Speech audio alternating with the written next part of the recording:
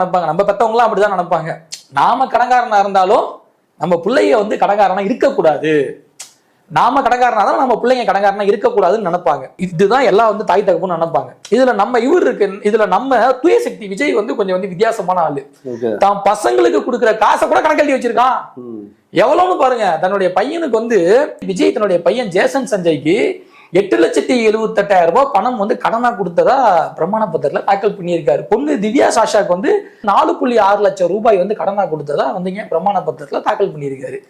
இதெல்லாம் தாண்டி தன்னுடைய அப்பா சந்திரசேகருக்கு வந்து 3,02,00,000, தன்னுடைய தாய் இருக்காங்கல்ல சோபா சந்திரசேகர், அவங்களுக்கு வந்து 87,12,000 ரூபாயும், தன்னுடைய மனைவி சங்கீதாவுக்கு வந்து 12,60,00,000 ரூபாயும் கடனாக கொடுத்திருக்கிறதா பிரமாண பத்திரத்துல தாக்கல் பண்ணியிருக்காரு. எவ்வளவு பெரிய ஆளு பாருங்க. அப்பனுக்கு கடன் கொடுப்பாரு, அம்மாவுக்கு கடன் கொடுப்பாரு, மனைவி மகன் மகள் எல்லாத்துக்கும் கடன் கொடுப்பாரு.